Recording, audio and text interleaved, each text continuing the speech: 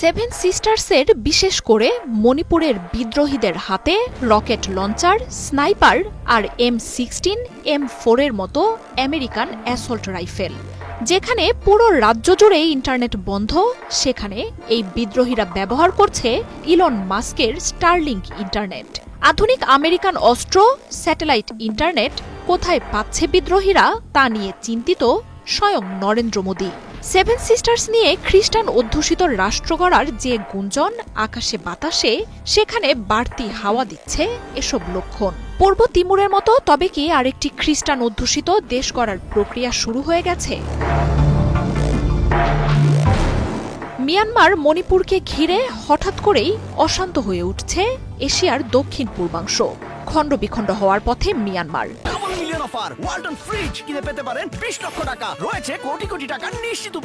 আসতে পারে রাখাইনে নতুন রাষ্ট্র প্রতিষ্ঠার ঘোষণা।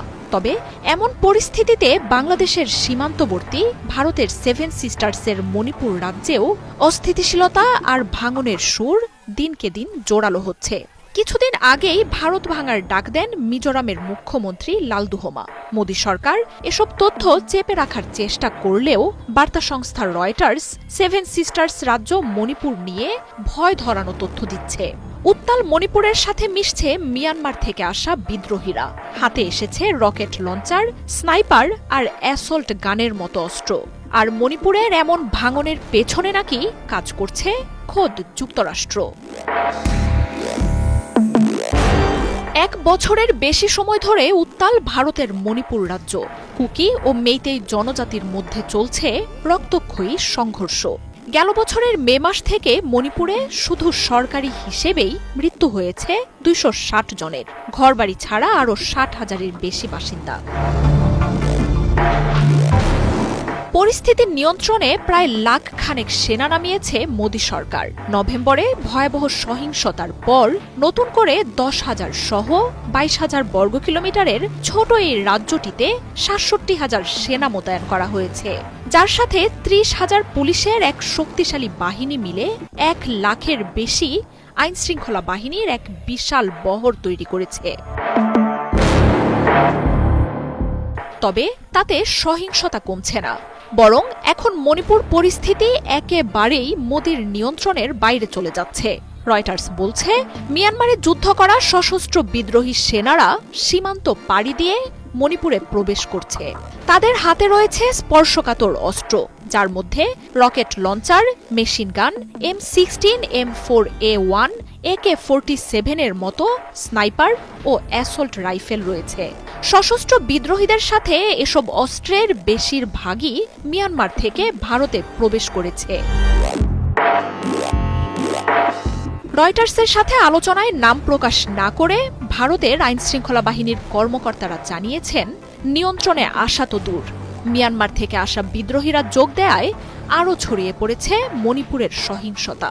তবে মিয়ানমার থেকে কত সেনা মণিপুরে প্রবেশ করেছে তার নির্দিষ্ট কোনো সংখ্যার তথ্যও নেই ভারত সরকারের হাতে। অস্ত্র যোগানের মূল অর্থ কোথা থেকেই আসছে তা নিয়েও অনিশ্চিত কেন্দ্র সরকার। মণিপুরের এমন ভয় ধরানো পরিস্থিতির মধ্যেই ভারতীয় গণমাধ্যমগুলো প্রকাশ করেছে আরেক বিস্ফোরক তথ্য। জানাচ্ছে, রাজ্যটিতে ইন্টারনেট বন্ধ থাকলেও বিদ্রোহীরা নাকি নিশ্চিন্ত মনে ইন্টারনেট ব্যবহার করে সমন্বয় করতে পারছেন। আর তাতে ব্যবহার হচ্ছে যুক্তরাষ্ট্রের নবনিযুক্ত মার্কিন প্রশাসনের মন্ত্রী ও বিশ্বের সবচেয়ে বড় ধনী ইলন মাস্কের স্টারলিংক ইন্টারনেট। এই খবর প্রকাশের সাথে সাথেই ভারত জুড়ে তৈরি হয়েছে নতুন আলোচনা। প্রশ্ন উঠতে শুরু করেছে, ভারতের এই রাজ্যটির ভাঙনের পেছনে যুক্তরাষ্ট্রই মূল হোতা কিনা। ভারতে এখনও স্টারলিংকের ব্যবসা চালু হয়নি, তাই মণিপুর সহ বিদ্রোহী নিয়ন্ত্রিত নিষিদ্ধ অঞ্চলগুলোতে কিভাবে এই সেবা পাওয়া যাচ্ছে তা নিয়ে মোদীর কপালে পড়েছে চিন্তার ভাঁজ।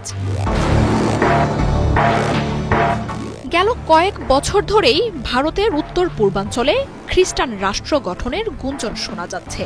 এতে মিয়ানমার ও বাংলাদেশেরও কিছু অঞ্চল নাকি পরিকল্পনাকারীরা যুক্ত করেছেন। কিছুদিন আগেই মিজোরামের মুখ্যমন্ত্রী লালদুহমা যুক্তরাষ্ট্রে এই রাষ্ট্র গঠনের ব্যাপারে আলোচনাও করে এসেছেন।